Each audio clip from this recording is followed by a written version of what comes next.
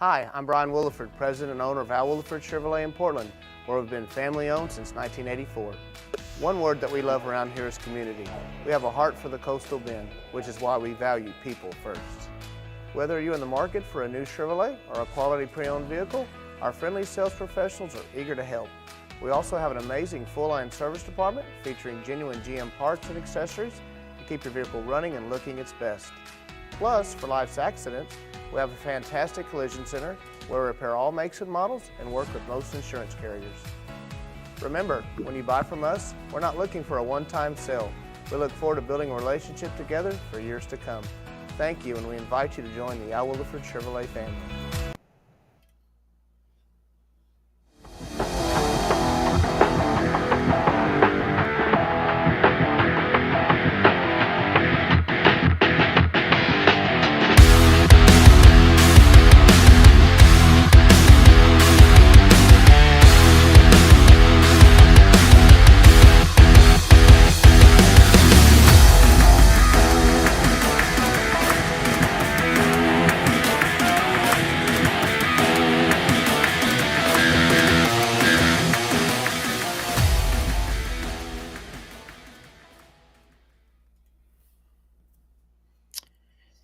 Welcome back, dude. We're back, like finally, for real, right?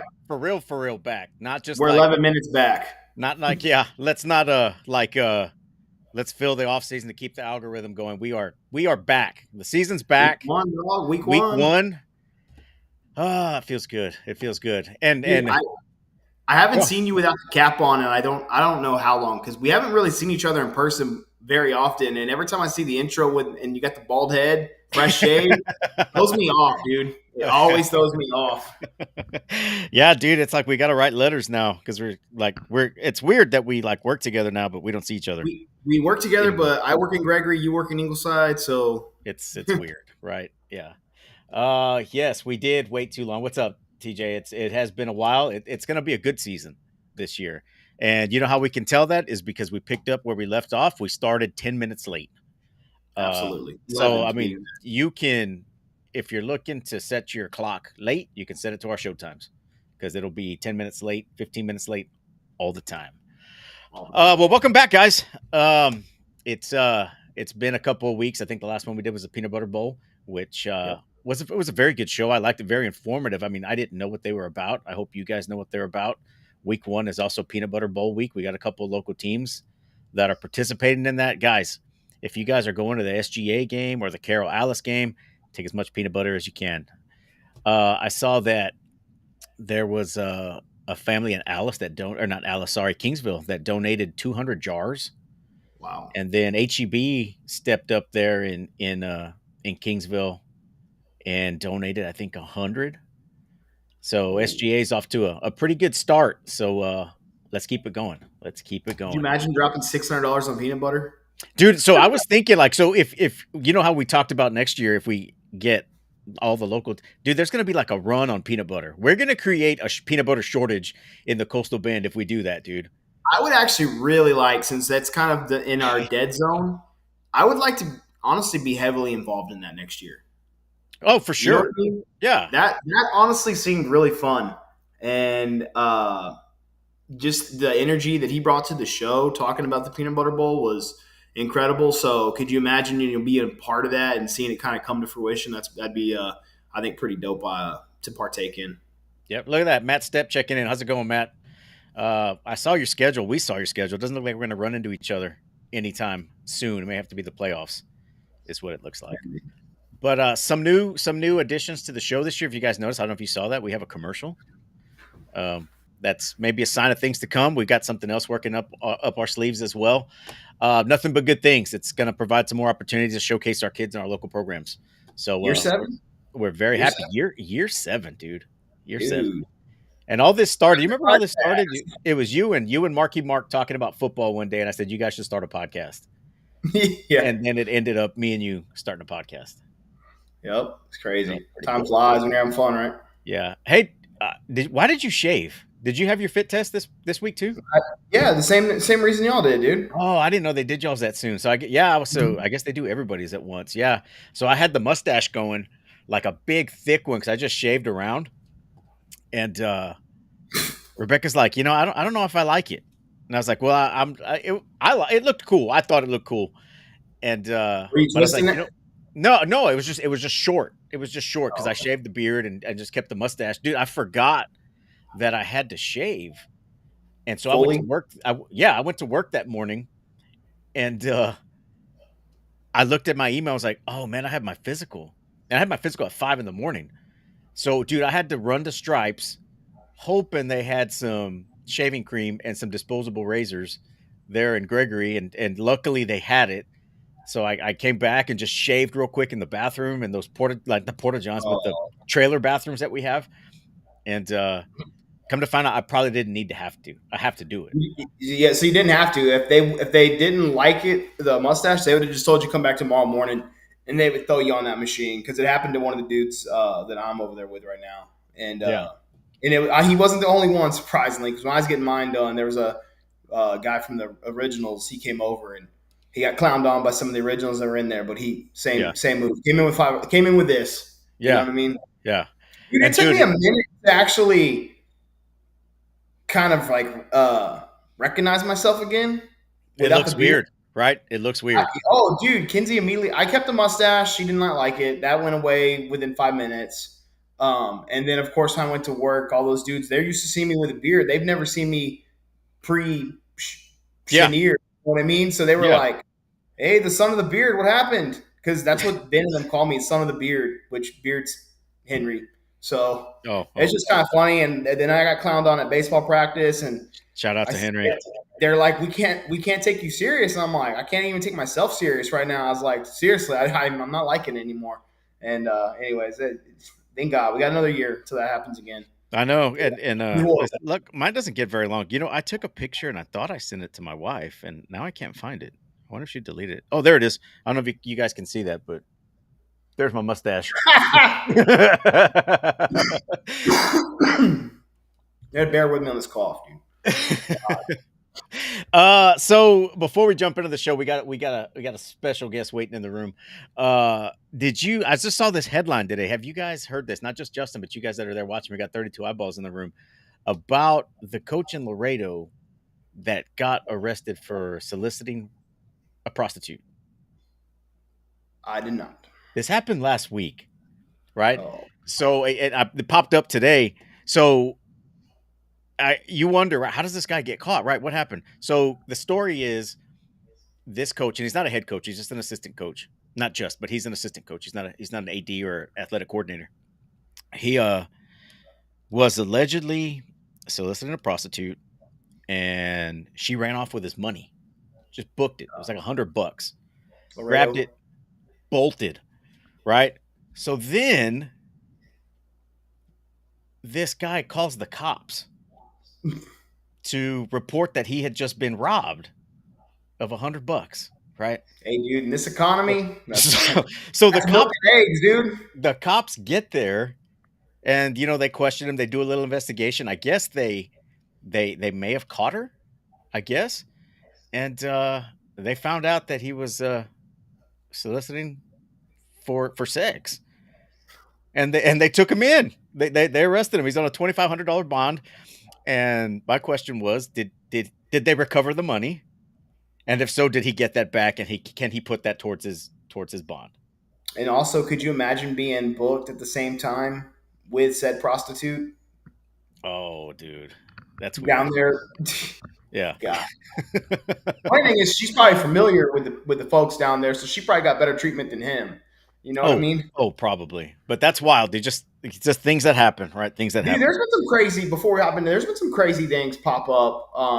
Kind of what I consider like week zero for us. I know the nation kind of starts the football season a little earlier. First of all, Corner Canyon beating IMG was IMG.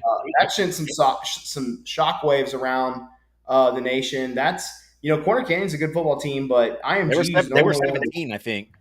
yeah, and so that was huge news. I got to catch a little bit of some of the opening week games last week. Always, as always, good football. But I noticed this year, and what caught my eye was usually in the top 10 of the national rankings, we normally have three I usually see about 3 Texas teams start off pre-rank this in that little top 10 national rank they do. It's usually always Mater Day, Bosco, the familiar names, the Gales.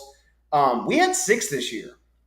6 cracked into the top 10, which to me was kind of eye-opening because we haven't really performed as the state, against some of those teams in their most recent matchups. But having said that, though, like looking at it, Duncanville, DeSoto, just some of the dudes they have on those teams right now are just extremely impressive. Which I thought was pretty cool because I'm ride or die for Texas no matter what when it comes to the national argument, and it was just interesting. Finally seeing like us have over 60% of the top 10 was pretty cool. Yeah. Hopefully we continue that. And then I don't know if you saw this one, but the other day in Alabama, did you see and I don't know what happened because they didn't have a video of it, but did you see where the quarterback from that team in Alabama, the high school kid, he died of a brain injury? No. They had to flight him out of the stadium, obviously. It was a head injury. But then on Saturday, I think it was this past weekend, I got an ESPN update and I was like, wow, I haven't seen that in a while on like the national scale where it makes that kind of shockwave. But Yeah. that was just interesting to me, with all the teams, how the NFL is allowing the dudes to wear the skull caps pretty much, and you're seeing more and more people that way, and continue to bring up the argument, right, of bigger athletes, faster athletes, they're hitting hard. We have technology in these helmets. It's crazy the technology they put in these helmets nowadays, and still, man, an early, kind of tragedy. Yeah. Which I thought was pretty alarming. I was kind of reading into it. Super sad, man. I couldn't imagine being those parents. You know what I mean? Yeah. Supposed to be a fun time of the year and whatnot, but just interesting, dude. Just something to look forward to but like look at because how UIL's cracking down really hard right now on the practices and the heat. I mean, this heat's been unbearable. Oh yeah. And I hear the argument of they're not tough anymore and old school days, but I'm like, man, it's hot. It is really hot out there. Yeah. And quite frankly, you probably are lucky you survived those hot old school 2-a-days because I think back about football, and I love football, man, but God, I don't know if I'd want to roll through 2-a-days how we did it when I played, and I could only imagine what it was like in the 80s and 90s, you know what I mean? So just interesting, dude, all around with the UIL and stuff and what they're going to do. Like, 'cause that's going to bring up some kind of thing across the nation with schools and players and whatnot, so something to keep an eye on. Yep, definitely. So I think we're caught up, right, on the comings and goings, right? So man, let's jump into it, right? Because we have this week we have no like banter to go over from the previous week, right? Actually, there is one more thing we can discuss before we get into this week's games. Is did you see the Caller Times had their preseason All South Texas team listed today? Did not. Oh, well, with that, we'll bring in our special guest from the Corpus Christi Caller Times, Quentin Martinez. How are you, sir? I don't know if I deserve that third special, but I appreciate it, guys. Thanks for having me on. You'll take it, right? Yeah. I'll take it. Hey, Quentin came on last minute. We're talking, and I just said, "Hey, man, do you want to come on tonight?" Just because Quentin brings they had the list out today. And Quentin's very plugged in, obviously, to what's going on, and he's been around making the rounds during 2-a-days and whatnot. So he's got a little more insight than we have. That we're 2 weeks removed from our show. He's 20 minutes probably removed from his last practice coach / team class practice interview, right? So how's it been, Quentin? Pretty good. Excited. You sit there and you get out there, the eagerness and excitement. Everybody's 0-0 right now, so. There's excitement. Everybody thinks that this could be their year. This could be the year we end the drought. This is the year we're finally going to win district, something like that. So, and then when you finally hear those pads pop for the first time, there's just, it's here. It's around the corner. This is early, but I want to get your opinion on it. Where do you think this season stacks up with, maybe say the last couple years as in terms of like local talent or just, overall South Texas? Like, what do you think we have in store for us this year if you were to match it up against the last couple seasons? You're talking about just the top players, or are you talking about how does this year's best team in general? Like last year, we saw Miller make a hell of a run. We saw Refugio bomb out earlier than expected. Sinton get down early in the Case note for season, that come one. back and have a pretty dominant district run. You know what I mean? And then we have a bunch of coaching moves this offseason and things like that. I mean, is there some people to look out for or some hidden sleepers maybe that you've seen at these practices that you're like, okay, I got them kind of penciled in over here? I think the top tier is pretty delineated in my opinion. I think you can make an argument for whichever one of these teams in whatever order, but I think Miller, Flower Bluff, Sinton, those teams all have the pieces in place to chase a regional title. They're all in different divisions. Flower Bluff's going to be playing a lot of teams they're not used to, but it's hard to. I mean, Pelucio is good. For all the good quarterbacks that Flower Bluff has been able to put together and put out there for the last decade or so. I mean, he's just as good as any of them, and he makes plays. There's only a few guys that I can think of that could have made some of the throws I've seen Pelucio make. Everett comes to mind. There's just a few guys that he does things that a few things can do, and they opened it up with his legs a little bit. Cameron Dixon, what he was able to do, he was already a great player, but to be able to kind of explode last year the way he did on both sides of the ball in the return game. Now he's committed to Vanderbilt. Flower Bluff's going to be great. Miller is just absolutely stocked. And this is the first year that they really have all that experience on the defensive side of the ball to go with all their offensive playmakers. So I mean, I think the sky's the limit for Miller, and they're really going to test themselves in non-district, of course. And then Sinton, this is a big payoff year for them. Those top three guys they have on offense, great offensive linemen. The only thing that you look at Sinton is their defense going to be as good as it was last year? It might take them a little bit to grow, but you got to feel really excited. It's going to be in the region, in my opinion. Even with a tougher district, I mean, Sinton and Wimberley feel like the two favorites. So I think that top tier is very, very good. Then after that, 4 to 10, whatever you want to do with that, you could make an argument for a lot of different teams. What's Calallen going to be? Alice lost a lot due to graduation. Ingleside got hit by graduation. GP has a third-year starting quarterback, but lost a ton on the defensive side of the ball due to graduation. Huge question.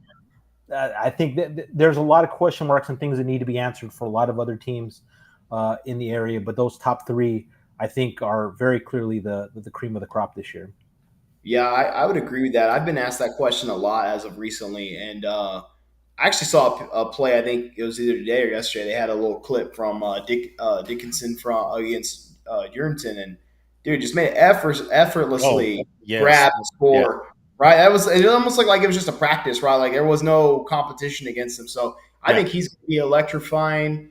And like you said, the 4 to 10. You are right. That's what I kind of thought because a lot of people ask me, "Hey, what do you think this season gonna be like?" And I said, "Man, I really don't know because like I can tell you three things for certain. I think Flower Bluff's gonna be really good. I think Pelucio, arguably the best quarterback in the region. I think Trevor can put his name right there with him though. Miller's Miller. I've had to pick apart the argument on why they're playing DeSoto more than I want to, and then I do think Sinton's got a scary good little team right there. So yeah, you hit the nail on the head with that one, Q, but. It's going to be interesting. Has anyone seen, have we had any big name injuries come across the board yet in any of these scrimmages? Not yet. I can't say that I've seen anything. I mean, usually, there's smoke, whether it's social media or message boards, other different places. You start to hear some rumblings. I haven't seen anything. Hopefully, there hasn't been. Sometimes these coaches, they can keep it close to the vest. Then you find out first Thursday, Friday of the season that he's not going to play till district probably. And it's really sad. It's unfortunate. You don't ever want to see that. These kids get 10, 11 games maybe if they make the playoffs. So you hope they get their entire senior, junior years in because varsity career is short. So, I haven't heard about it and I hope it isn't the case. So. I heard Miller had one, but it was never confirmed to me. And I was really hoping that wasn't the case. Of course, I never really reached out and asked anyone because I don't want to do that. But I'm hoping that's not the case because I think that's going to be a fun team for the people to watch in this area as well. So I was just curious if you had heard anything crazy or anything like that because that's good, man. We're all heading in healthy, it seems like. So that's exciting. That's the hope. Like I said, like you don't want to hear that. That's Uh, the scary thing about football. I know they're like you said. People deconstructing like, oh man, if Miller can come out of DeSoto healthy, and I'm like, I mean, a kid can turn his ankle against anybody. Whether it's a great In, team, whether in it's a practice, just like scrimmage, he it could was. be in practice. Like you just never know. It's football, so I think I kind of get mystified by everybody that's you're taking a chance when you're playing a really good team. It's football. I mean, you can get hurt at any given time. yep. So I mean, I can't fault anybody for stacking their schedule, for lightening the load on their schedule. Every coach goes in with the mindset they know what their team needs. There's some teams that you look at TM growing the last couple of years. They needed the confidence to have games that they could be competitive in early in the season to kind of take that turn over the last couple of years, and they're better for it. So certain teams are different points of their progression and where they are. And you got a team like Miller. Everybody looks at DeSoto, but Sinton's a good game. Sinton's a way better game than was a couple years ago when they truly couldn't match up with Miller. Seguin is a sneaky good game against them. Also, Yes, there's some it good is. teams They've on got their a couple ball schedule. players over there. Heck yeah, they They have do. a quarterback and receiver duo, if I'm correct, right? From what we were Yeah, they, hearing they from. got some Yep. big time players. So that's So, another game that's kind of one of those sneaky games that you see. They put Cuero on the schedule this year. So I mean, credit to Coach Evans that he did a good job of making sure that if we're going to play 5 non-district games, they're not going to be games that I think he told me in the summer, maybe it was even in the spring. It doesn't do Miller any good to be 13-0 if they don't know what it's like to face adversity. It's yeah, better no, that they're 7-3 in the regular season and then yep. have to man up and say, okay, we know what it's like when we're going to be down in the fourth I quarter. think How are we going to respond to this? some people are taking the South Oak Cliff approach. Man, have you seen their murderers row the first 4 weeks of They've their done it the season? last couple of years. They've done it the last Bro, couple of years, and I you think Brock is another school that really schedules way over their head. And at the end of the day, 6-4, but then you win 4 playoff games, and people are like, "Well, how is this team still there?" I just, yeah, because the I will four never losses they criticize had are still in the playoffs in round 5. You know what I mean? It's wild. never ever criticize how somebody decides to schedule because Yeah. you don't know the challenges. When you get to a certain point, if you get to a stature of like a Miller who's really rolling the last couple of years, sometimes you go and say, "Hey, would you like to play again, coach?" And it's like, "Man, it was tough on us last year. I'm going to look for a different game this year." And you don't want to see rivalries die, but sometimes that's a part of it. When teams are going in different directions, you just don't want to continue that game, and you look at somewhere else. So, you never know what a coach is dealing with when they're trying to schedule. So, whatever they put out there, I'm never going to be one that's going to criticize somebody for scheduling up, scheduling down, somewhere in the middle. Because Yeah. sometimes you pick up the phone and you call, and the coach doesn't want to play you anymore. Doesn't feel Yeah. like taking that lump, or either that, or thinks that they're at a different level than you, and it doesn't help them to go thump you guys 49-7 either. Yeah, absolutely. So before we jump in, we got a question here from everybody's favorite Dave Garza. Shout out to Dave Garza in the chat. Thoughts now that Victoria is no longer in the Corpus area schools? Where do y'all see East and West for the season? Dude, I'm not so plugged in enough, dude. You're plugged in with the Victoria dude, guys over there. so I was actually I was gonna tack onto that with Q while we're talking about these matchups. I mean, if y'all looked at East and West, just district schedule as a whole, it's pretty rowdy. I believe East got lumped in with what, Smithson Valley, maybe a Bernie Champion if I'm correct. And then West, no easy thing there. I think they got what, Alamo Heights. They also got Kerrville Tivy in their group. Here we go. Here's East. They open with Georgetown, West, GP, Seguin, New Braunfels, the Unicorns, MacArthur, Wagner, Champion, Piper, and Smithson Valley. Dude, Piper and Smithson Valley to end your season. It doesn't Yeah. get easy. It doesn't get easy, dude. I think the easiest game on that schedule for them is GP, and that's going to be a good GP team. I mean, I think they're going to be better than average when you put them on the grand scale. We'll have to see what their defense does, but dude, that's a rough schedule. And Honestly, West has Lockhart, East, San Antonio Sam Houston, Beeville, San Antonio McCullum, Tivy, Alamo Heights, Bernie, Harlandale, and San Antonio Vets. Not as hard as East, but it's still No, it's tough. it's a dogfight in that district. You know what I mean? I mean, right there, you've got Vets, Bernie, Heights, and Tivy that stick out as the 4 Yeah. right there. I mean, A I lot don't of know. tradition. I'm just not plugged in enough over there. On I what's was going on. told just from people in Victoria that East brings a quarterback back from last year who's familiar with the OC's offense that was ran by Reeves, right? So the familiarity is going to be there. I don't know that they have the defense that's going to be able to withstand that type of schedule. I think depending on how their offense is called, hopefully there's not a drop off there for them. It's just that's tough, dude. It's good to have a quarterback back, I guess, that's familiar with his head coach and OC, but I don't know. And then West, I heard West is actually better than East from the same person. So I don't know, man. I'm not as plugged in either. Q, you got anything on that? Well, you have to remember also West. It took a Miracle Miller drive down the field in 1 minute in the third round of the playoffs for them. Otherwise, they would have been in the regional final against Brownsville Vets last year, and not Miller.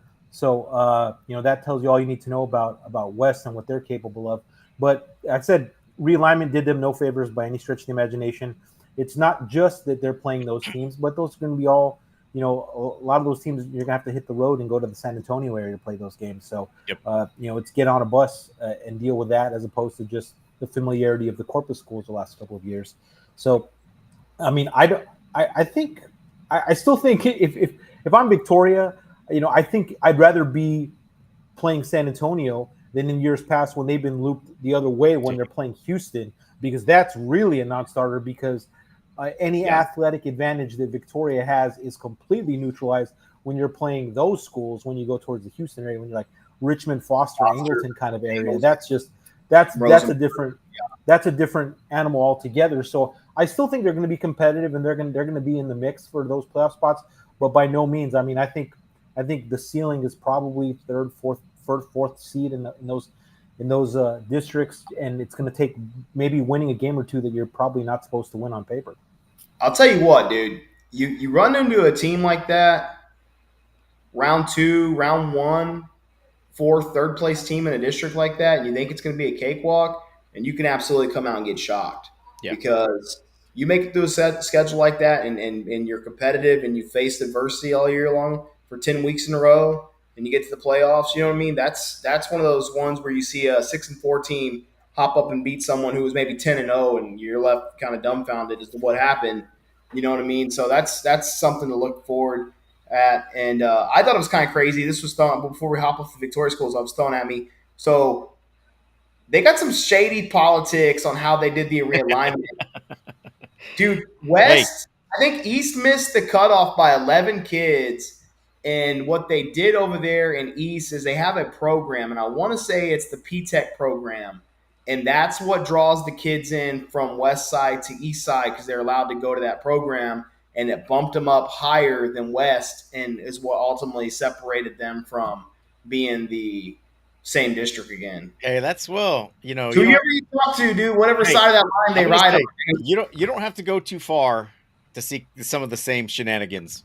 Okay. Yeah. All right. You don't have to go an hour north. You may just have to go. Well, at least our shenanigans this year, they finally got it right. So I don't know. Pretty crazy. I don't know. I've always liked the Victoria schools. I always talk to the guys from Victoria and just say, man, I wish they'd kept Memorial. I always liked the Vipers, thought it was cool. I guess it was not a good experiment when it happened. If you were they've opened and closed so many schools over there, And I was asking Big Baby the other day because he played for I think Victoria High when it was Victoria High and Stroman. I was like, well, what happens to those records, right? For those schools that close, where do they go? Like, do they just disappear? Are they in a cloud somewhere? Or, well, I don't know. Q, do you know? Have you ever seen anything like that? Where do the records go? I think I've seen just in dealing with some of those games when East and West have come down here to play, and I've spoken with the advocate reporters. I think East and West have their own set of records. I think Stroman, Victoria High, Memorial, they have their own set of records, and nobody can. They might.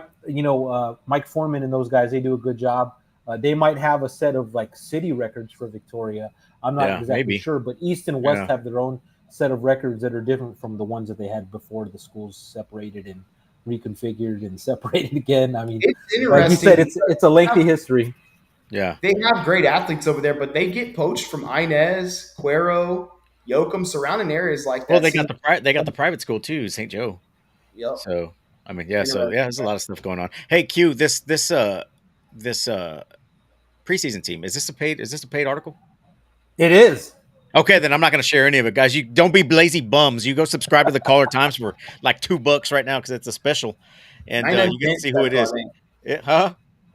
Probably 99 cent special, dude. Probably right now. Yeah, it's football season. You get it for like Okay. 6 months, and then yeah, and then you'll get to see this fine, wonderful list here. I like a lot of the names on here. Hey, did you get to go out? I know it's not y'all's coverage, right? It was KRS, right? When they did the combine That was with the Channel 6 6. Yeah. local quarterbacks. Did you get to go out and cover any of that? I did not go out there with that. I know I spoke with them when they were doing it, and pretty good list, neat idea. It's cool to be Yeah. able to do something like that. And it's not always the case that you have a handful of good senior quarterbacks like we have in the Coastal Yeah. Bend this year. So a Absolutely. good year to take advantage of that. This has been one of the more impressive lists as of late of like actual true sit in the pocket, throw the ball quarterbacks that also have some mobility amongst themselves. So yeah, that was pretty neat. I tip the cap to them on that one. That was a good one. I still haven't seen the full video. I've only seen like little segments of it, so I was just curious. All right, so let's jump into week one, gentlemen. So I've just spotlighted a few games, right? If you guys are new to the show, we don't go through every game on the list. This would be a 3-hour show, Like we did in day one. like we did day one, yeah, where we covered all of them. Uh, so, woo. Thursday nights, got a few games on Thursday nights that kind of raise the ears a little bit. Kingsville at San Antonio Breckenridge. We talked to the Kingsville guys. We had Coach Flo out to Al Williford. I think you went out there, Q, or was it Ray? Kind of saw these guys. Based off last year, Ruben's first year last year, they turned some heads, won some. What was it, like 6 games within 6 points, something like that, last year, and they lead off against San Antonio Breckenridge, who's usually a pretty solid team. They've got the pieces. They definitely have the pieces. Guys, let's go. What are your thoughts? I think that Kingsville's a team that is right there. They're ready to take a step. I think they have an experienced quarterback. You look at what Ruben's been able to do at Foul before he got over to Kingsville, also, and you see some of the trajectory of what they've been able to do. So he's definitely a good up and coming coach here in this area. And I feel like I think Kingsville's going to continue their ascent this year. I don't know they're quite ready to just completely just jump in and be a powerhouse yet, but I think they're going to be better again, and they're going to make some more strides. And I think this first game of the season is one they can go and get some confidence and try to build off of. Yeah, I think so. Like we said, they had a really strong season last year in the Ruben's first year, and the kids are all bought in when we had them out there and talked to them. Dylan's he's a workout hound. I don't know if you follow him on Twitter. The guy's always doing something hyperactive. He's always doing something, getting better. So if we have to pick games, where's Shrewbar? Shrewbar is the one asking for our projections. I'm gonna pick Kingsville in this one. I don't know a whole lot about Breckenridge, but I'm gonna play Homer here in this one. I'm gonna go with Kingsville in this game. Cool. I think Awesome. Kingsville wins. I think Kingsville wins their opener. I know they have to go on the road, but I feel like they're going to be an improved team again. I'm gonna go with Kingsville on this one as well. I like what Coach Rue and them have done, and it'll be interesting to kind of see how they do early on. And like you said, I was really impressed with Dylan when we got to speak to him in person. Definitely a hard worker, so that's going to be something for us to look forward to this Thursday. All right, so it looks like we got a sweep in that one. Next Thursday night game, Bishop at London. Bishop coming back down from 4A down to 3A D1, and gonna face off a London team that's kind of rebuilding, right, Q? I think London is going to be solid. I think they bring back a lot of key players. They got a lot of, I mean, pretty much all their offensive playmakers are back. That's a guy, like if you wanted to ask me who's somebody that's maybe sort of off the radar that could really be poised to take that step, Alex Manning at London. Like he showed glimpses when I saw them against Industrial and Aiden Salinas. I mean, as good of an all around athlete as there is, still just a sophomore.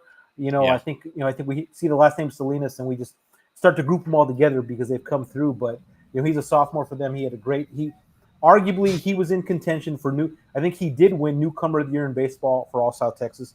He was newcomer of the year in basketball for All South Texas, and he was in the discussion for football. I think that, like I said, he's one of those guys that's a big time playmaker. Alex Manning is a guy that I'm kind of bullish on. I think he has a good chance to really take another step and put himself right in that mix with some of the best quarterbacks in the Coastal Bend. And like I said, they bring back a lot of different playmakers. And then Andrew Rendon is also one of the best. He was an All-State kid last year, their linebacker. So, I mean, I think they were picked fourth. If you look at the preseason magazine, they were picked fourth in that district behind Orange Grove. I mean, I'm a little more positive looking at what London's going to be able to do this year. And I know in talking to Coach Moreno, he kind of feels like this can be a year. Traditionally we've seen their track since London has existed, that when they get into that second realignment in the same division before they jump to the next one, they've kind of hit their stride. And this is about that time where London kind of figures it out. Now I know they're in a tough district and it's a big district, but the track is kind of that I feel like they're about to be a competitor in that district, maybe more than they have been the last couple of years. So I think London gets the job done and starts off on the right foot this year against Bishop. Yeah, I have to agree with you. Bishop's got some very large humans over there. They've got some players as well, but I'm in total agreement with everything you've just said, Q. It's hard to argue with that, but you are right. I mean, London. This is kind of like what you're talking about, Justin, where you have one of these stacked districts. London can get in as the fourth team, and Yes. people could sleep on these guys because of who's in their district: Edna, Goliad, Industrial, Palacios, Orange Grove. I think them and Orange Grove are going to be battling for that fourth spot if you're looking at it right now. I think London, when you bring up Aiden Salinas, dude, that dude is a monster. He's, I think, rated the number 1 or 2 shortstop in his class in the country. Probably number 10 player in the country in baseball for that class. Committed to Miami at least right now. Committed to Miami right now. Yeah. And I had no clue as a freshman, and I had no clue until I started doing a little digging on him that he was a star basketball player as a freshman, pretty much a star football player for them as a freshman, and then obviously he's a star baseball player for them. So I think, yeah, him and Manning, that connection they built on last year, I think that's going to be something for us to watch. I'm going to take London in this one early on. I think they're going to have the skill players to get it done, right, even though Bishop's huge up front. But, yeah, that's going to be a tough district for them. But I think that's a kid that, like, maybe doesn't get the biggest publicity out of, like, football-wise because London's not quite the bigger school yet. But that's someone that can make some plays and on the turf. So definitely a kid that you might want to highlight if you're into watching local talent, as the season progresses. All right, so that's got us all. So we're all in agreement, Kingsville and London. And so, again, you guys that are new to the show, Q's just kind of jumped in this one, but Justin and I usually have a tally throughout the season. I think I got Are you keeping track already? I have. Dude, we're here. This is week 1. Of course I'm keeping track. You got me on there? Yeah, I've got it right here. Good. Yeah, All okay. We'll save our last Thursday night game for the later in the show, but there's another big game on Thursday night, so that takes us to Friday. Peanut Butter Bowl game, Alice at Carroll at Cabinets Field, 7 p.m. kickoff. Again, guys, just like we said earlier, if you're heading to this game, take some peanut butter. You can also donate online. Just go to each school's respective booster club page, and you can find the link there. Or you go to peanutbutterbowl.com and make a monetary donation. I think a $2 donation will buy a jar of peanut butter. Yeah. Again, guys, it goes to a great cause. So if you can donate, even if you're not going to the game, you can go online and donate to any one of these games. Like I said earlier, we have two local games, SGA and Carroll Alice. So again, please donate. We had the Carroll guys, and we had both of these guys on. So Alice loses a lot on defense, brings a little bit back on offense.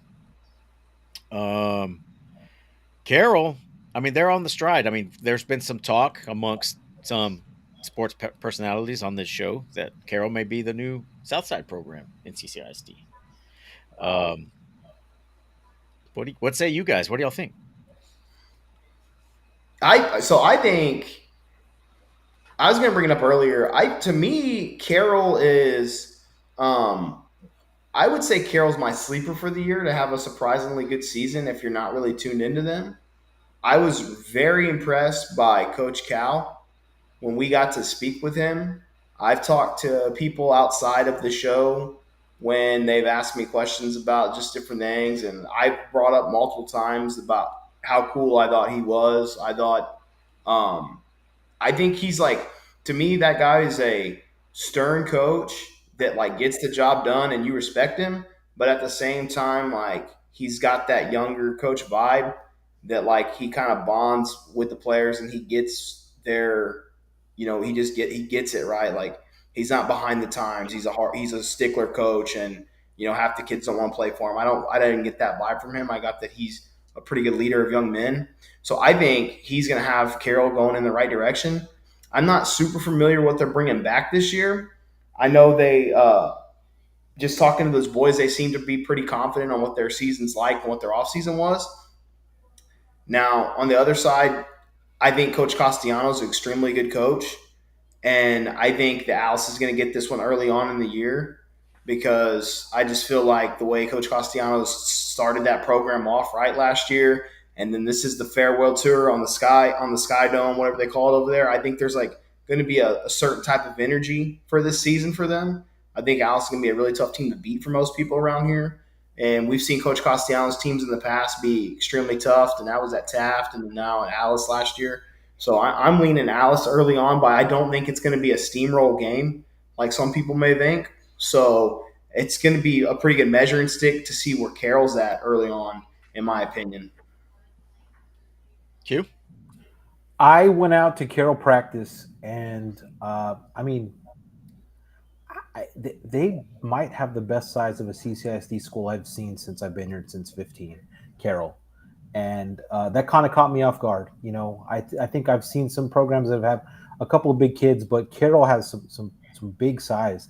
I mean, I think, look at their starting D line, they're going to go like 6'3", 6'3", 6'4", 6'2", something like that. They got some big boys, and they have numbers, and they got a ton of basketball kids out, with their new basketball coach also. They got, they have Robert Muhammad is one of the most talented running backs in our area. Kind of falls under the radar when you have Broderick and you have Derek Garcia and some of these Damian Figueroa, all tremendous guys. Muhammad's pretty darn good. Like he's a guy that is capable of just taking off. If they can get good enough quarterback play to where they don't just load the box and shut down Muhammad, Carroll has a very high ceiling. And when you talk about a Gregory Portland team that lost a ton on defense, and like you got to be always impressed with GP's coaching staff, with the experience they bring to the table, with Brent Davis. Mark Chester's been a head coach. They do a great job, and they're really good. And the fact that they made that leap as soon as that coaching staff got there and put them right into the mix, you can never underestimate GP no matter how many kids they graduate. But Carroll, sleeper is a perfect way to describe them. And I don't know if you have to wait until week 4, week 5 to see it. You talk to Coach Netherland, and he understands some of the challenges in his non-district slate. I think they play Cal Allen also this year too. First time they've had that matchup in a while since I think there was a brawl that kind of broke up one of their games. But he knows that there's a challenge in the non-district part of the schedule, and maybe their record won't reflect how good they are. Alice graduated some really, really good players. And, not to discount what Lucian Cruz and some of those guys can do. Acevedo's a great athlete as well. They got some good guys. I think Carroll at home, I think they have a great chance to maybe pull off. It would be a minor upset. I think we have Alice slightly rated higher than Carroll in our preseason power rankings, but this is going to be a darn good game to the very early part of the season. And if Carroll can get them, they're going to be right in that mix for, I think Miller is the heavy favorite in the district for good reason, but they're going to be right in the mix right there for 2-3, and maybe ahead of that pack that's playing for a Hey, fourth I don't playoff wanna- spot in that district. Yeah, I'm on board with Carroll this season. I think they're going to shock a lot of people this year. I think right now they're going to get in the playoffs. So it's gonna kind of end that drought. And Robert's here chiming in right here that Alice has lost a lot in the secondary. So I think it's going to be pretty tough. I think Carroll's going to take this one, and they're going to win the Peanut Butter Bowl title in this game as well. That's what I think. I don't want to I'll take jump Carroll. ahead. We don't got to talk about it at all. But is this going to be one of them other Corpus schools that gives Miller a fit for the district when we think it's going to be a Miller cakewalk? Dude, New vets Miller this year? We'll get back to that in week. We'll get that in a little bit. Yeah, but I mean, I don't know. yeah, I don't know. We'll see, right? So you got Alice? I'm taking Yeah, I got Carroll. Okay, Alice. All right. I'm rolling with Coyotes. All right, next game. Couple new head coaches in this one. Orange Grove at Rockport Fulton. 7 p.m. kickoff in Rockport. Oh man, so we had Eric on the show. Kind of broke down what the offense was going to be, and it's going to be like a pistol type wing T offense, right? Similar to what they ran in Beeville. They're going to throw out of it. They're going to run out of it. He said the slot T Mafia is not going to accept him. He's not getting any invites to their mixers because they're going to throw a little too much out of it. Orange Grove, we haven't talked to Coach Johnson. Q, I know you guys have gone down there. What's going on out there in the Grove? I think you talked about the 6 quarterbacks.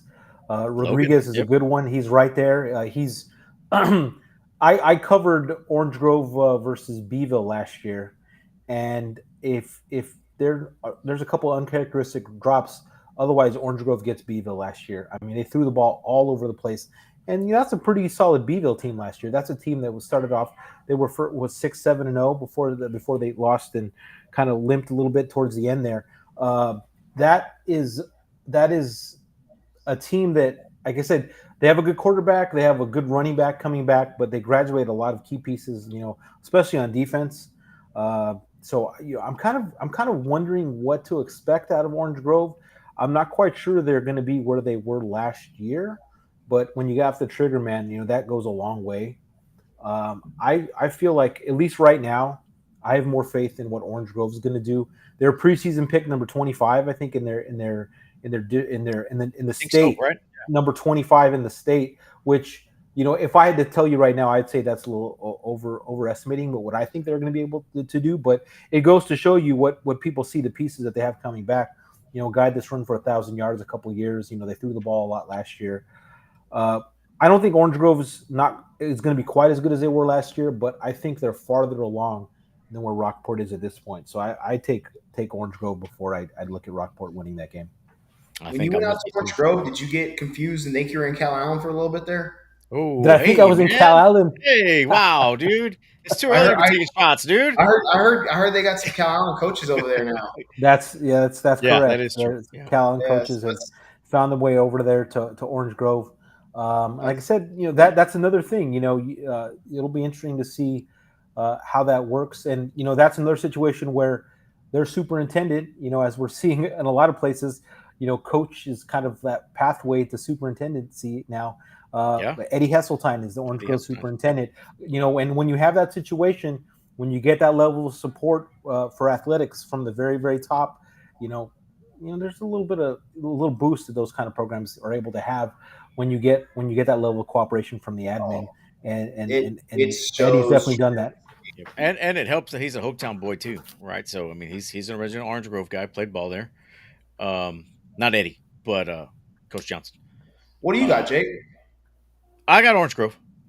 You're gonna peg Orange Grove? Yeah. I'm gonna go with the flip side here. I wanted to run through a wall for Coach Sosa after we had him on the show. I was impressed, right? I liked him a lot.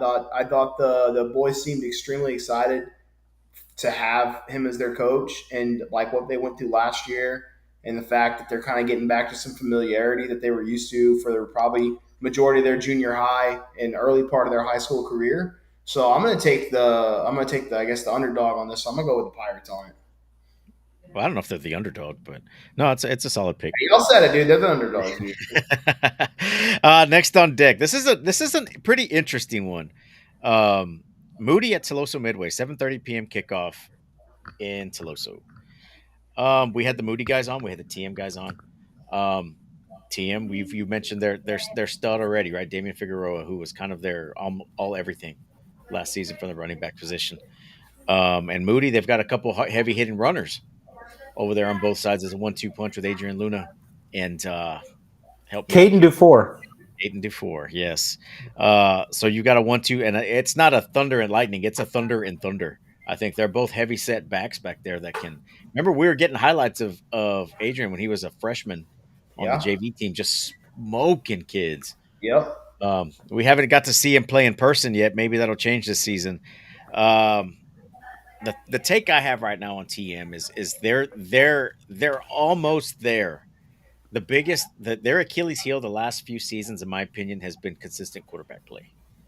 I think that's kind of where their seasons hung in the balance is not having that consistent play at quarterback. We saw it last year against Cal Allen. Remember that game, Justin? Where they struggled to move the ball in the air. If they can correct that problem, I think TM's going to be a team to reckon with this season. Right now, right out the gate, I've got TM because Moody, they will be improved. They're going to win a couple ball games this year, but I just don't think they have the overall depth to keep up with any of these teams. I think, Q, what did you say? How many kids did they have showing up for workouts this season? Yeah, it wasn't as of all the different places that I stopped at, they definitely had probably the smallest group. But they don't. You talk to Mike Cantu, they do not make excuses there at all. Like he will never ever make an excuse for any situation. They're put in. He's more than willing, and those boys go and they strap it on and they go fight, and they're proud. And the ones that stick it out, and there's no reason to mince words. There are kids that should be going to Moody that end up at other campuses, and that's a part of it. When you have other options, not only in the district but nearby. Places like West Oso. It's always going to be a fight, especially if you're a team that hasn't made the playoffs in a while. So, they have no problem. They know that what they're up against, but they're gonna go and fight. And in all honesty, since I've been here, they probably should have made the playoffs twice. Just a couple of bad bounces. Unfortunate. They took Flower Bluff to the wire. 1 year, just 3 or 4 years ago. So it's interesting. Like you bring up last year with TM. And TM's defense was good enough that if they would have gotten one or two more productive drives in a couple of those games, they get 2 or 3 more wins, and maybe they're a couple rounds in the playoffs. And they finally, that's one of the things that they're driving towards. They want to be the first team to ever win a playoff game. That no team at TM, they haven't been in the playoffs a bunch, but even when they had been in the playoffs, they've never even won one playoff game. So they know the historical side of things, but they also know they're up against it. Being in District 16. They cross over with that El Campo Beeville district that is just really, really tough. And even the champion of the Cal and TM district is going to be in for a big battle against the 4 seed in by district. So they know the premium of trying to win that district if at all possible. If there's any possibility of doing that. But TM graduated heavy on defense. And I don't think they're going to be able to, at least on paper, at least not yet. They might eventually be there because there's no doubting the credentials of Coach Villarreal and what he's been able to do before he was even at TM defensively. A great mind. So they're going to be good and sound, but there's going to be a lot of new faces in different places. So, it's going to be unless they can get some more pieces of their offense going and moving in the right direction, it's going to be carried a lot by Figueroa. And if they can't, if Moody can find a way to slow him down enough, they're going to have a chance in this game. This was 28-0 last year. I don't think it's anywhere near a 4-touchdown game this year. It's going to be one of those games where, like I said, TM deserves to be favored off of what they've done the last couple of years. But Moody's going to be right in it towards the middle to late second half, I think. I think they might not have enough for TM this week, but it's going to be a game. I'm gonna roll with the Cherokee. I'm going with the Warriors on this one. Cherokees, where they call themselves now, but what is it? What is TM? The Warriors. It's the Warriors. Cherokees are their girls team. Okay, there you go. Because you see it pop up every now and then on their stuff. But no, I'm gonna take TM, dude. I'm a little somewhat tuned into like what they got going on with like the youth over there on the football program, and I like Jacob said, I think they're there. I think they're like right there. I just think they need to have like to build that tradition of like, hey, we're winners over here, and that's getting key wins in district, key wins in the season, and finally knocking down that door to be a playoff winner, and start kind of building up, because I feel like they've done a great job of getting the community support. They've done a good job of building facilities. Now it's like, hey, you got all the ingredients here. Let's bake this thing and turn this into a traditional team that is used to going 1, 2, 3 rounds deep and making good runs. So I'm going to take them early on in the season over Moody. I think Moody will give them a tough game early on, but I think TM and Figueroa will kind of pull away. I'm leaning towards like maybe a 3-score game at the most, but I'm going to go with the Warriors. Yeah, You talk about just finishing things off for TM last year. Moody was the same way. I want to say, I'm not sure. I think it might have been the Carroll game. There was a game that I saw come out of the second half. The game's not quite out of hand yet. They go 89 yards down to like the 4, turn the ball over on downs, at the 3-yard line after eating 10 minutes of the quarter clock. And I'm like, when you do that, it's great that you can have that ball control, but you can't come up short inside the 5. You got to punch it in. You got to do it. It doesn't do anything to have a ball control offense like that, to keep the athletes that they have, against some of your opposition that where you don't quite have that same level of kid. You got to punch it in. That there's no way. If you do that, that's 2 or 3 more wins for Moody. The year before the show, or the first season of the show, it was a 7-0 Miller team versus 7-0 Moody team. 4-0. 4-0. Oh, it was 4-0. I thought there was 7. Yeah, 4-0. Yeah, but that was a big deal at the time, right? So we're not too far away from Moody having some good success, right? Now it's just like finding the pieces, and it's tough, man. When you're dealing with what they're dealing with the numbers, and you have teams around you that are blossoming, it's hard, man. That's a tough situation for any coach to come in there and have ultimate success that you really want to have overall. So, all right, so there's a sweep there. Got all that TM. So here's one that's pretty interesting. We've kind of talked about these teams a little bit at length here, just some of the players and the playmakers they've had. Sitting at Beeville. You ready for a jarring stat?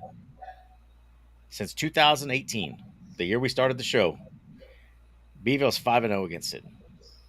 Yeah. 5-0. Oh, yeah. Yep. We were there at one of them. We were there for 2, I think. 2 of them, yep. Yeah. That was one of the games that game always seemed to be pegged right when we needed it, because the big boys were either in a break or a bye, and it gave us a good opportunity. We went to Beeville for one of them. We went to Sinton for another one. That's when you got yelled at. Well, I got yelled at. Yeah, I got yelled at. They were losing that game to Sinton, and they came back. Spicer and company came back, and they won it at the very end. Yep. That was actually a really good game that we went to. That was COVID year, I believe. I want to say that was COVID year. Was it 2020 or 2021? I don't remember. I'd have to look. Because they've been close. They've all been pretty close. I think Sinton knocks the door down this year, though. For as good as Sinton is, they for some reason the last few years they've always had a slow start. And they, like last year was you saw it. It was a little. They were winning ball games, but it was a struggle. And then it seemed like the switch flipped, and it was all gas, no brakes, right? Yeah. I don't think this year's Sinton team does that. I'm with you. I think they finally break the door down and break the 5-0 curse. I think we've talked about some of their players. One of the guys we haven't mentioned, who's on. I'm sorry, I'm going to steal one. One that's on your list is Jacoby James. It's a guy who's finally starting to become a household name here in the Coastal Bend. He's an excellent playmaker. We saw him. I mean, he lit it up against Ingleside last year. Yep. What other game did we go to? That I think that was the only game we went to last year. But I mean, it was the Jacoby James show last year. I'm ready, man. I'm freaking ready, dude. I tell you right now, dude. Sinton comes out in those uniforms they brought out this year, dude. Good luck to whoever they're playing, really, dude. Those uniforms are cold, man. They're mean. That video that Blake made, dude. Dude, I know. There's automatic intimidation, dude. Troutman bringing back the silver lid, and then throwing that silver and gray on that maroon. Dude, I gotta go find that video where he came in the uniform. Remember that in the weight room when they were getting their workout on, and he came in the new uniform. He's one of the South Texas characters of the show.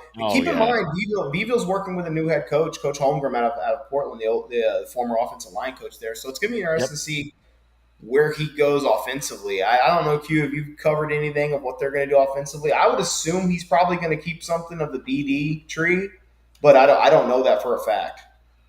He was ready to kind of see what they had and decide what to do. He wasn't married to anything by any stretch coming in, so he's gonna kind of check it out and see. Well, that's the last, when I was talking to him over the summer of what they were gonna do. But it's funny. I had a chance to watch Sinton TM on the scrimmage last week, at least a little piece of it on YouTube, and Sinton gets a pick, then throws like a 40-yard bomb to Jacoby James on the next play, and then on the last series of the game, Derek Garcia goes 70 yards for a touchdown. It's called back to a hold, and then he goes 50 yards for a touchdown. I mean, I'm all in. I'm ready. I think Sinton's legit this year, and I think it starts, even though they struggled early on the last couple of years. I think they're going to be good this year. Mike, if you're watching, I'm not getting yelled at this year because I'm not getting yelled at this year. That was the Eagles side game, right? Man, you guys should see. I got like two people. I got yelled at. Blake's cousin, like the offensive coach, I think coordinator, and then I got yelled at by Michael. Every time Justin gets yelled at on the sidelines, he gets his feelings hurt. It's so funny. You guys have to. I'm not gonna say get his feelings hurt, but he just gets so mad. It's hilarious. Okay, so we got a sweep there with Sinton. Next up, that's your boys here. GP at Cal Allen, 7 p.m. kickoff time, the beginning of the Charlie Reeves era in Cal Allen. Cats buy however much they want. You got to narrow it down a little bit, pal. No, I'm just messing around. I don't know, man. I don't know, dude. I've heard some mixed reviews, right? I've heard that we're going to have a pretty good offense over here, that the receivers that came in to replace what we lost, Coco's little brother Ryder came right in. I think he's going to do just well.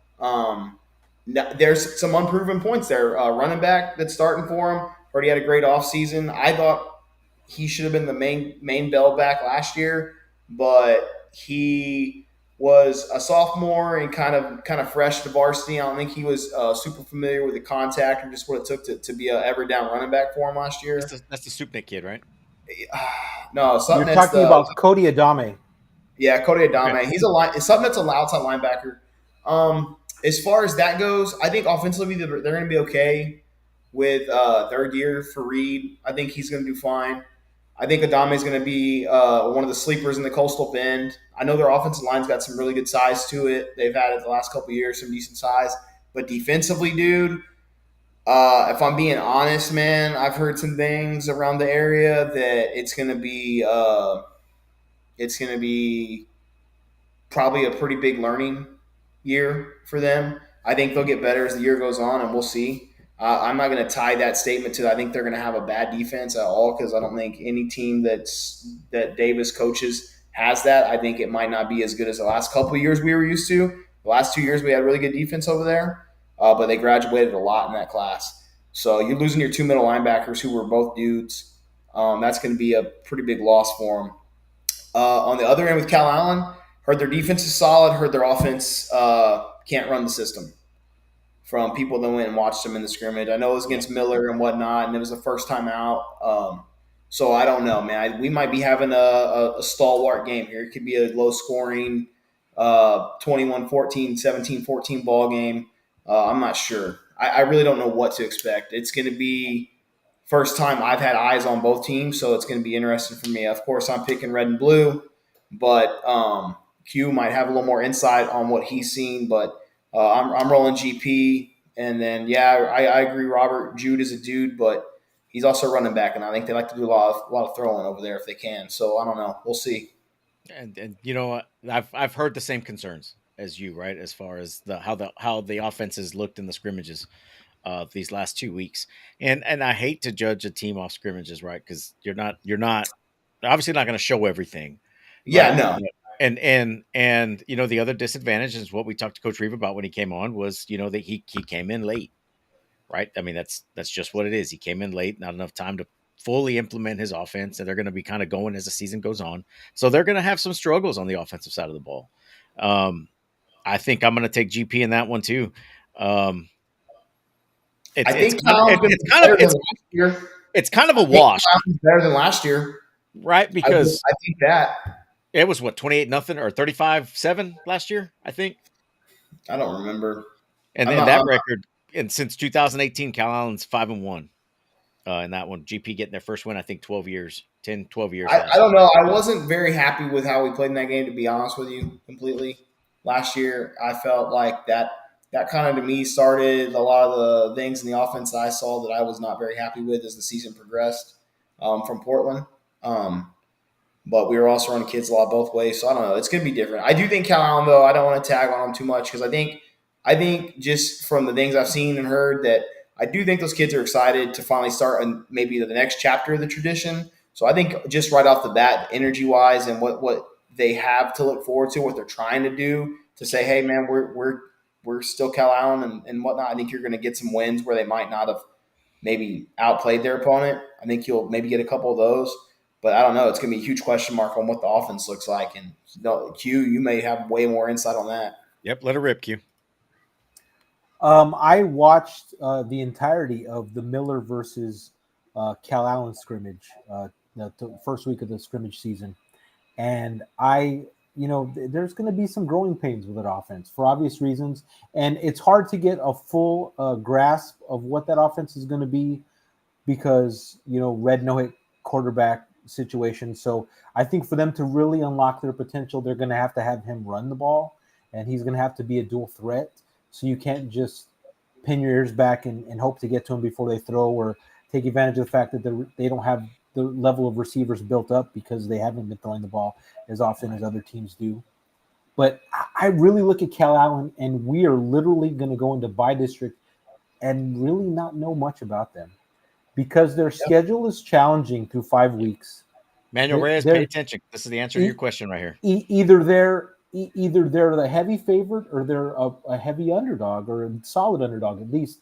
Then you get into district, and then other than TM, there probably isn't a game that anybody should be competitive with them. So we're going to know nothing about them going into bye district, no matter if their record's 4-6 or if their record's 7-3. It's going to be a real mystery because we're not going to know how good or bad they are. And I think this is a big time development year for them. And, like I said, I don't think they're quite ready there yet. Offensively, defensively, Jude's going to be doing a lot, but he's going to be doing a lot on offense also. Jude Hernandez definitely on my short list, at least, for a guy that we're going to be looking at the potential for All South Texas MVP, depending on what Cal Allen does. Because he's such a pivotal player for them both ways. I would say that this game's going to be close. This game's going to be. I don't think, even though I feel more confident in where GP is as a program in their ascension, and not really knowing, what we're gonna get from Coach Reeve in his first year, this is gonna be a close game. And if GP doesn't watch, Cal Allen, without a doubt, can get them. I don't think this isn't a game by any stretch of the imagination that GP will not lose no matter what. If GP doesn't play well, if GP struggles offensively at all, if they have some missed assignments defensively with a lot of new faces, Cal Allen can definitely get them. But in the end, I'd go GP in a close game. I wonder if we're going to see more. I think Reed Dooms came in and surprised everybody as a sophomore with what he was able to do, being thrust in the situation. Last year, that passing offense wasn't what it could have been, what it should have been, in my opinion. But a lot of that, what do you really learn? Because you're walloping teams so bad that you're never kind of in that situation. I think the thing, as much as anything with GP last year that disappointed them was that in their big game that they had to have it against Flower Bluff, they could not handle that passing game. And GP knows that they have to be able to handle passing because Carroll's going to come out them, going to be able to try to throw the ball. Miller obviously is going to go out there and throw the ball all over the place. And then if they get into the playoffs, they're going to be teams that can really pass the ball. So I've heard some rumblings that the weak link is going to be corners again this year. The key to unlocking, their success is going to have to be being better against the pass defense than it has been the last couple of years. But like I said, they're going to be relying on so many people, and it's a gift and a curse when you're in their situation last year and you have 4 or 5 guys that are key players both ways. All of a sudden they graduate, and man, that's a lot of starters that you're filling holes So GP has And a it's lot of why I confidence pounded now. away that I thought Adame should have eventually taken over the lead back roles halfway through the year. Heard he had a great offseason, so we're going to see. I think the key for them this year, if we're being straight up about it, and until that defense proves itself, I know that they're kind of a higher flying offense. They're not as high octane as Miller, but like they could score 3-4 plays with the arm of dooms and be right off the field. I almost think they need to allow Adame to get his ground going as they did with Bats a couple years ago. Get the ground game going because Bats had a really good year, even though Dooms was kind of what was being the light on him because he was so young and where he was slinging the ball. I think they really need to establish the run really good with Adame, which last year it felt like our running game just wasn't there. And then at the same time, almost take a Texas Tech style approach or an Oklahoma State style approach and ball control while in the air with 5 and 10 yard gains. And then every now and then let's go 30 down the field and see what we can do versus let's go 25-25 and then hey, we're sitting in the 3rd and 10. Right? I felt like last year we did not do a very good job of opening up drives and getting yards. And mind you, I'm a whole year removed from it, from what I remember and whatnot. But I just felt like the games I watched, it seemed like we would get in a lot of 2nd and 10s, right? And then now we're pressing, and then you get a run game, and it wasn't quite there. Now we're at a 3rd and 8. That was honestly the ultimate downfall to Flower Bluff. Not only could we not contain that pass, we were not moving the ball effectively on 1st and 2nd down and getting in 3rd down situations that were near impossible with how good Flower Bluff was. So that's something I hope to see them work on as the season comes because we ultimately know where it's going to head to. More than likely Alamo Heights again and Michael Terry. I believe that's the potential matchup there. I think I'm right, but I don't know. There's a lot of things in there that I'm interested to see if GP how they go with it, and obviously Callan, huge question mark, but we'll see. I think it's a good matchup. It doesn't have the luster like it normally does for this matchup. Not this year. Maybe next year. Not this year. Not this year, but we'll see. All right, so we got to sweep at GP. All right, so this brings us to our first game of the week, Thursday night game. Pretty much everybody's game of the week. I think this game's getting televised. Corpus Christi Miller at Corpus Christi Veterans Memorial, 7 p.m. at the Buck. I'm just going to say it now. Is Billy White playing football? Heard he's not. That's the question, right? And there's rumors flying around. If you read the story I don't know if you did the story on him, Q, but it was in the Caller Times that it was a while back before he got his first D1 offer that said basketball is his priority sport, essentially, right? Since then, I think he's gotten 7 or 8 D1 offers. See, I think the thing, just to add some context, Jake, it's not just UTRGV. It's not Texas A&M Corpus Christi. I mean, he's getting SEC offers. He's getting, Mountain West offers. I mean, he's getting programs, So, it didn't make sense, for the success he had as a sophomore. Like when you have that level of offer, why would you risk it? It just doesn't. No reason. 2 + 2 does not equal 4. Go have a successful season.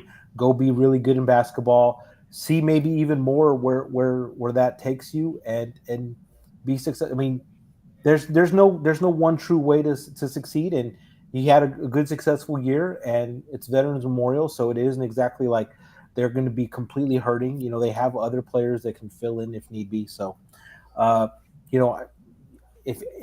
funny thing is, like, you get to this point, people that are so football focused that they just get angry when someone decides to go baseball only. Well, that kid's going to go be a 1st-round draft pick. That kid's going to go play SEC basketball, Big 12 basketball. You know what? Move on. It's still football. We still love this game. We're still going to be here watching this game, whether Ben Bittner lines up at quarterback. I mean, it doesn't matter. Yeah. We're still going to be. That would be interesting. Let's go nose guard. Nose guard's more believable. So, I mean, it's just, for all the people that just are just start to question, like, about that kind of stuff, let a kid make a decision. Some kids Hey, man, you got your opportunity, dude. You know what I mean? Yeah, I mean, and And it's the same thing. I mean, they're baseball guys that decide to keep playing. Dalen Pena played his entire career, even though he was a guy that was going to a decent Division I program. You know, there are other guys that decide not to. You know, everybody's different. So, Yep. you know, we're gonna walk out there on Thursday night and see definitively, and the answer will be revealed. But I mean, So who is the quarterback? You don't know? If it's not him, they haven't announced the starter officially. So Wow. yeah. Oh, they Dodgers haven't. Day. Oh, They've wow. not officially announced the starter, at least not to the media. So anything So we where say do we beyond think that this would be Vets team lines speculation. up versus past years of Vets? Is this a down year in Vet standards? Potentially? What is a down year in vet standards? I mean, they're a team that has won the region twice. I mean, like almost anything is a down year from that. So I mean, I would say I don't peg them in that class to be able to compete for the region. That's just me.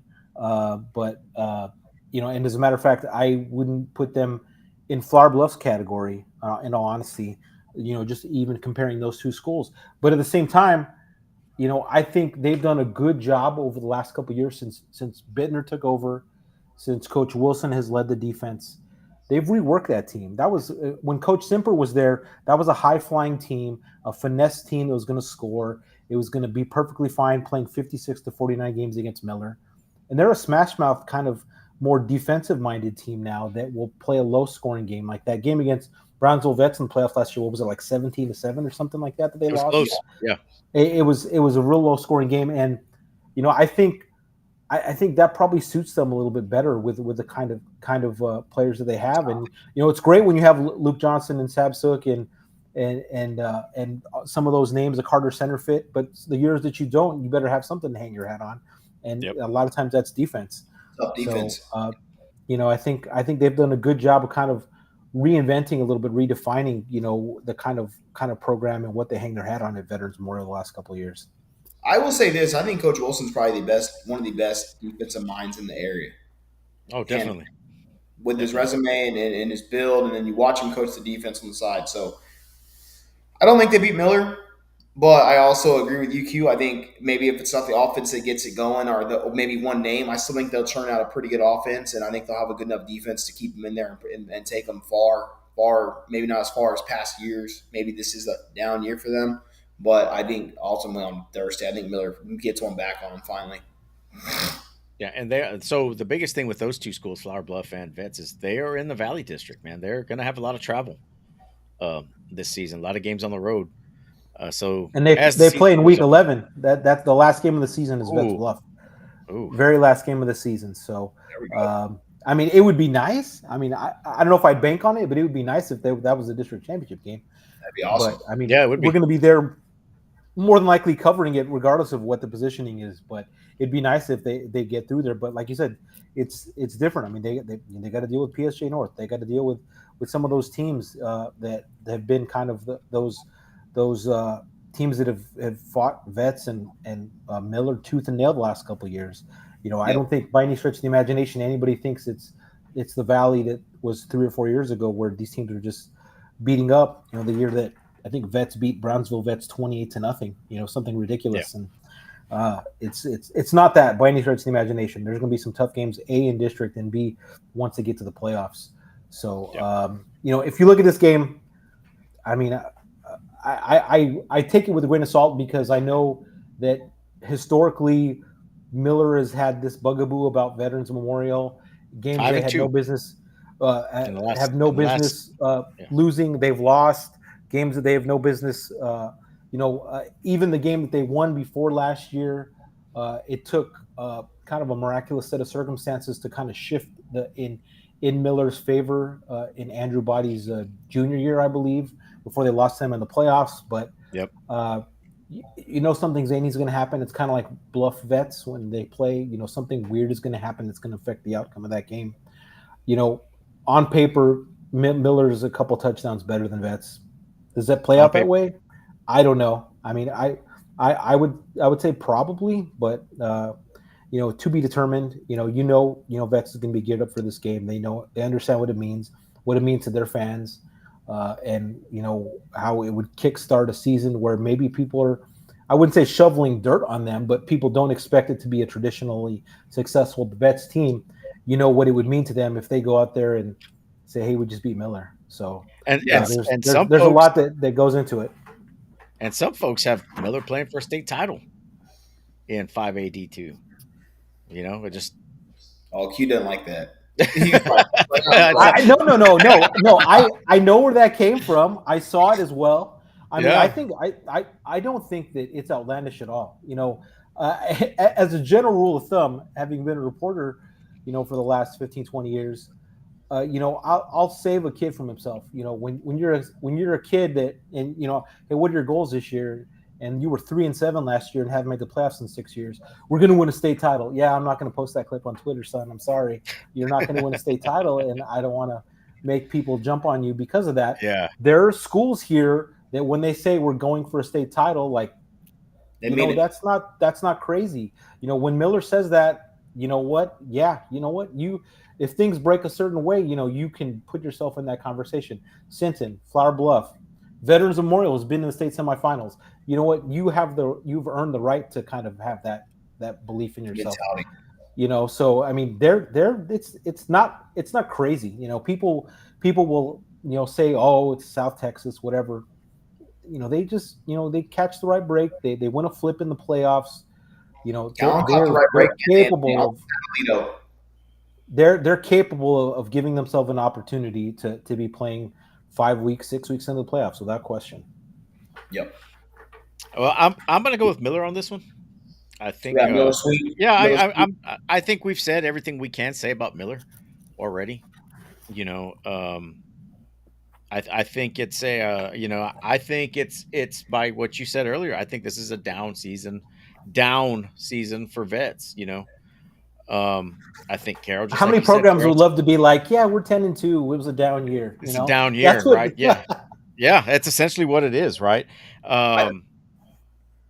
I think Q nailed it on the head when he said on paper Miller by a couple scores, but you never know how this game plays out, and that is absolutely spot on with how this game has played out since we've done the show, right? Yep.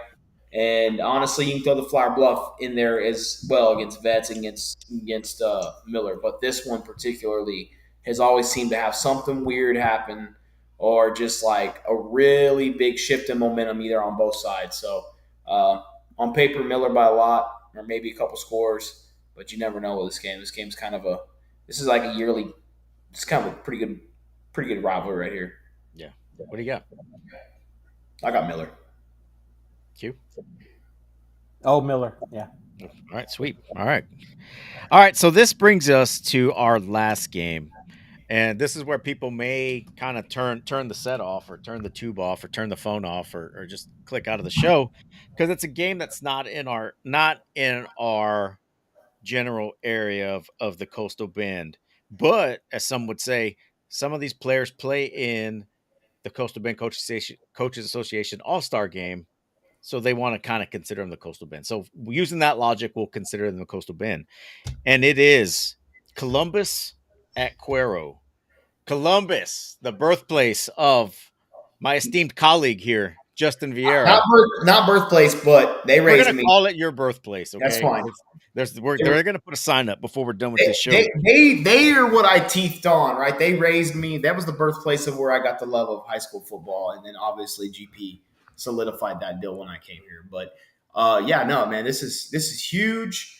Columbus Cuero. This is a matchup that when I was little kid, like young, teething on football, I remember vividly going to Cuero and watching this game, and it was a familiar game a couple times that they played each other as well. And if you go back and look on the history, and I wish I'd had time to really pull it up. There was times when Cuero won state and Columbus, played them to a 10-7 ball game, 7-6 ball game, and vice versa when Columbus went on a run and Cuero lost, 7-3 to them and whatnot. So the history's there. I think this year is a pretty damn good matchup considering the talent on both sides of the field. I think it leans a little in favor of Columbus, but I don't want to discredit what Cuero brings to the table because Cuero's got tremendous talent and tradition backing him up, right? Columbus, obviously, Adam Schobel, TCU quarterback commit, son of head coach Matt Schobel. That's a legacy name there in Columbus. Two brothers played in the NFL with a cousin that also made it to the NFL, right? That name's huge there, right? It pretty much owns the town. Cuero on the other end, they're coming off of a pretty good run last year as well in the playoffs. I think the cool thing here, maybe people aren't familiar with, I'm sure the Calallen ones is there's a Walker Dietz, right? Formerly the Dietz of Calallen, right? You had Dose and then Walker's dad. God, I'm gonna draw a blank and probably catch flack for it, but his dad was it Weldon Dietz, who was a wide receiver at the time, I believe, for Chambliss in the early 2000s, and those were two boys that were like really good players for Calallen, and the nephew and the son Walker has been shining all over Twitter since last year and kind of blown up on the radar of, I think, colleges as well as a receiver. So that's going to be He's only a really sophomore. fun right there because that's a little Coastal Bend connection for us as well. So I don't know, man. I'm going Cardinals, but it's hard for me because Cuero treats me well, and I've always, always, always loved Gobbler football. So- That's one of those teams in Texas that I've always cheered for. I like them. I like what they're about. But of course, I got to pick the Cardinals because that's the birthplace, right? Yeah. So here's another reason that we're going to this game, and his name is Grayson Rigdon. He is what some may call, and Q, you're from West Texas. You would know how this game is played out there and how big it is, but he is considered by most folks to be the most prolific six-man football player ever. He's a 3-time state champion, won a state championship his freshman year, won his sophomore year, won just last year at two schools, Benjamin and Strawn. He's actually, man, just looking more into this kid. He's a 3-time 1A D2 player of the year. He's a 4-time state game player of the year. One year he won it on offense and defense. He's got in his family, they've got 10 state titles. He's got his brother who won one at Richland Springs, another brother who won one with him at Strawn, and then he's got 3.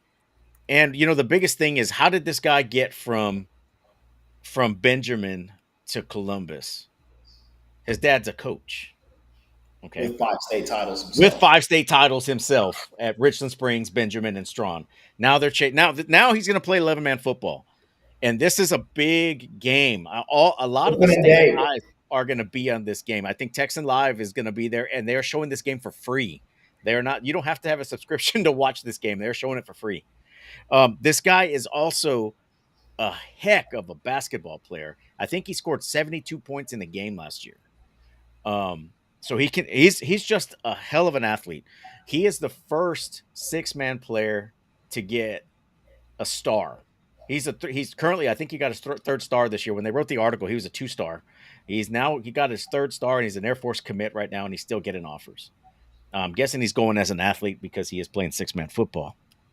So you add that with what Columbus already has, and is that the missing ingredient that they've needed to get over that hump to get to the state title game? I think so, because it's been the arch nemesis out of Waco. What is that team? God. The Leopards. Who was it, Jacob? Black and red team. They've got us like 2 years in a row. I thought last year was the year they were going to get over that hump. Let me pull up the schedule. I Keep talking. thought I started with the L. Lorena. Okay. Lorena. I'll look it up just to make sure. Lorena was the kind of in the arch nemesis there. I think it is, dude. I think if he comes in and he is who they think he is, or he is who we think he is, right? That could be your missing ingredient, because they've been knocking on that door for the last like 4 or 5 years now. It's been like perennial runs. Like, it's now a thing again. Like, Columbus Cardinal football is back. It's full bore back. And then you have a quarterback like Adam Schobel, who's got an absolute cannon. Some people have him ranked as #1 quarterback in Texas coming out. I mean, it's just exciting. So I'm hyped up for it. I think it's going to be actually a pretty close game. I think it might be a little high scoring as well. Okay, What's your take on that, Jake? so they lost to Lorena last year. Um, and they lost to Franklin the year before, 24-21. Franklin went on to win state that year.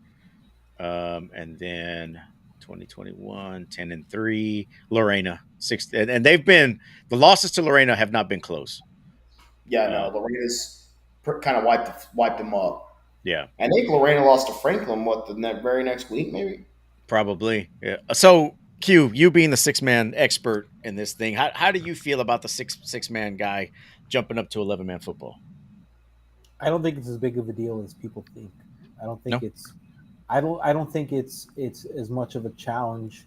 You know, a great athlete is a great athlete is a great athlete, you know, and um the the stamina and endurance and He you plays know both ways. that you have to have when you're a stud 6-man player is different. You know, I went to Benavides. I was talking to them about their transition as they're playing 6-man football for the first time. They actually played last year, but they're in the UIL district this year, and that was the biggest thing. You know, just kind of getting their legs about them because you how much you have to play. Even if you have depth, you know, your best players are gonna go both ways. So, you know, I think they'll be ready. They'll have packages for him. He'll be able to go in and make a difference. Um, like I said, people that want to say that the 6-man kids aren't as good as 11-man players, missing the boat, because you know all you gotta do is go watch a 6-man game and understand. You know, some of the best players I covered when I was in West Texas were 6-man players.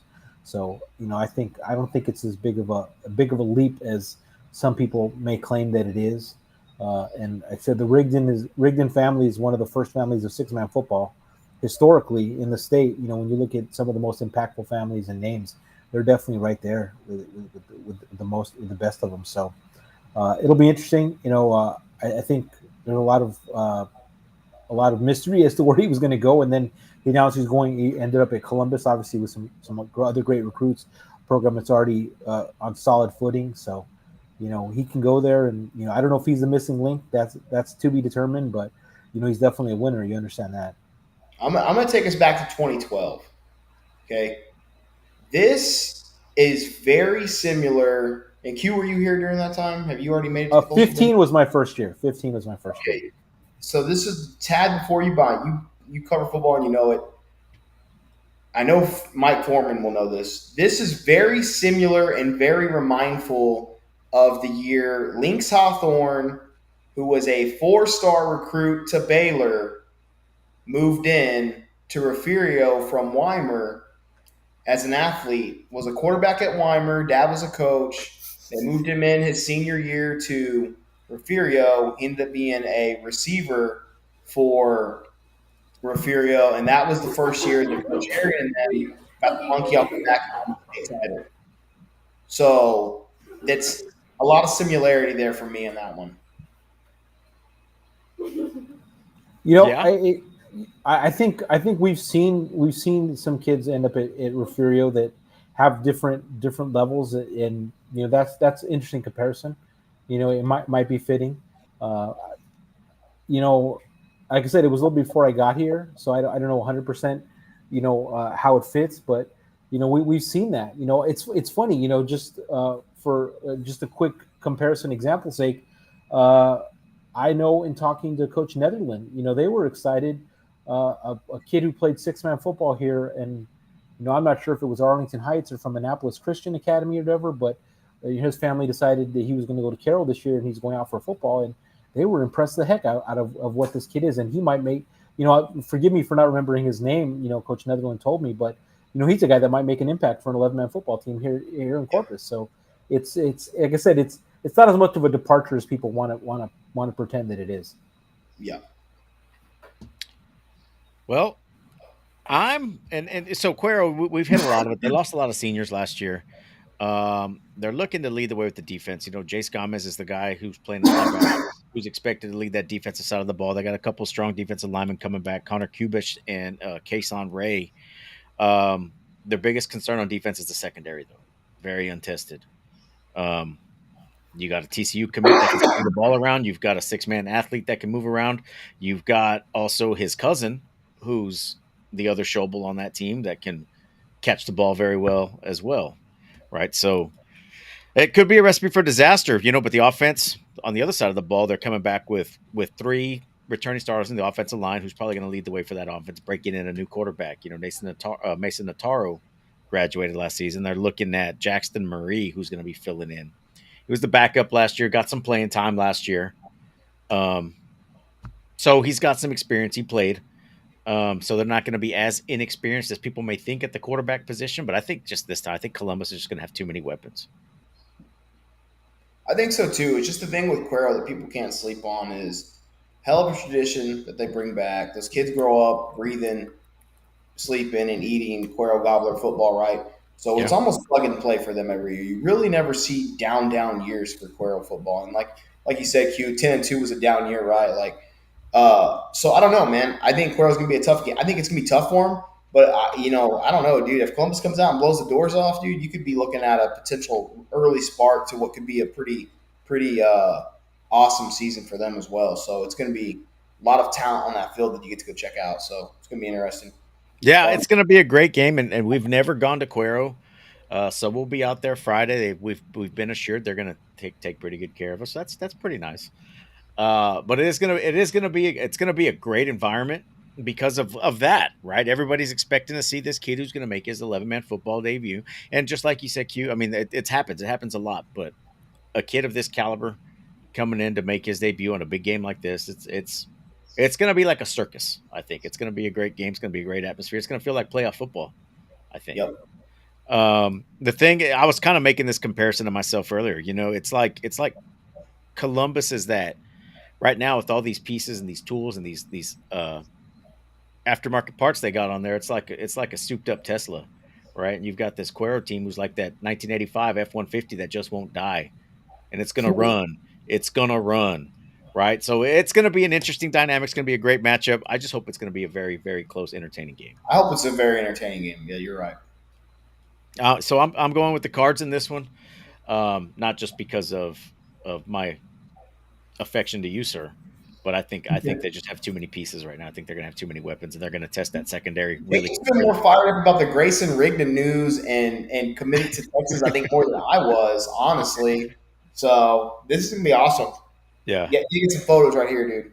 Oh yeah, definitely. Yeah, there's probably going to be a lot of folks at that game, right? Oh, dude, they're going to travel well, and Cuero's going to bring a hell of a crowd. It's going to be a good atmosphere. They're familiar with each other too, dude. That's an old rivalry right there. So if you guys are sitting around at home and y'all aren't going to any games, tune this one in, man. It's going to be a good one. It's going to be a good one. Victoria to drive. Yeah, Q. What do you think? Just to be different, I'm going to go Cuero. I think Columbus should win, but I'll just there's not that one guy. Yeah. Hey, I got to give a shout out to. We got Elite Tank Solutions here in the chat right now. Thank you, Elite Tank Solutions, who is our Player of the Week sponsor. I do not have one here. It's not in the room. As you guys know, I film in my son's room. He's kicked out right now in the living room watching TV. He's got a better computer than I do. So I do not have a trophy with me right now, but they're pretty slick looking trophies of the throwback Texas Tech style. Glossy black with the red face mask, classic style, red, white, and blue stripes. Who's going to be the first one to get one this week, guys? So submit your results after the week comes down on Saturday. We'll put the poll out on Monday and on Tuesday. So our show is moving to Tuesday, right? I know our little background says Wednesday. Things happened. I got thrown on shift. I'm back on shift now, and I work Wednesday through Thursday now. So Tuesday's kind of worked better for us as far as maybe getting days off and whatnot. So we'll figure out how it goes as the season goes on. Justin's still working straight days, so it does kind of throw a wrench into things, but we'll figure something out. So the days may shift. It may be Wednesdays, maybe Thursdays, right? Maybe, I don't know. We'll see. We'll play it by ear. Just like anything else on the show, nothing's as reliable as we'd like it to be. But they got a bargain, dude. They got 2 shows for one tonight. Kicking it off. Oh, definitely. Q, thank you for coming out. Where are you going to be this week? Where are you going to be Thursday? Obviously, I know where you're going to be Thursday. Thursday night, I'm going to London. No, I'm going to Miller Vets, guys. Whoa, come on, dude. I'm going to Miller Vets on Thursday night. I'm going to Callum GP on Friday, and Ray will be at Alice Carroll. Sneaky good game. Don't miss. Yes. If you don't know where to go, go watch Carroll Alice. That's going to be a better game than people are giving it credit for. Take some peanut butter. Take some peanut butter. Guys, again, look who just checked Miguel's in. late. Look who checked in late. He Late. checked in for Dude, the last we're an 2 minutes. hour 40 in, bro. You're gonna We're have on to show wait. number 2. You're gonna have to wait until the show's over, and you're gonna have to rewind and find out where we put it because we're not gonna give you a timestamp. Is where it's at. So sorry, man. That's what happens. Guys, he missed my 10-minute diatribe as to why Vets is going to beat Miller. No, he can literally. I really didn't say that. Yeah, no. I'm gonna see. I'll see him on Thursday, so I don't want to take any chances. You're gonna hear him yelling on Thursday. That's what's gonna happen. You're gonna hear him yelling. I will. Yeah. Even He's got in the another press kid in the box. program, Q. He's got another kid in the program, Q. He's very invested again. Very invested. Guys, again, thanks for tuning in. I know we wanted this show to be an hour. We just had a whole lot to talk about. We promise we'll try to trim it down next week or however else it works out. But we got some more exciting news come up as the season goes on. A lot of big announcements, a lot of things that we're capable of potentially doing with the show now. Blake's jumping on with us kind of full time now. He'll be out in Cuero with us on Friday. We're gonna have a big one with GP Sinton coming up just on the radar. So guys, we'll also be at Al Williford for the GP Sinton game, the Battle of 181. We'll be at that game doing a pregame show there as well. Maybe do a couple of shows that week depending on how the schedules line up, but we'll see. Again, guys, thanks for tuning in. We appreciate the support. We appreciate you guys watching. We appreciate you guys following. But we can always grow. Tell your friends, right? Tune in. And guys, we will see you next week.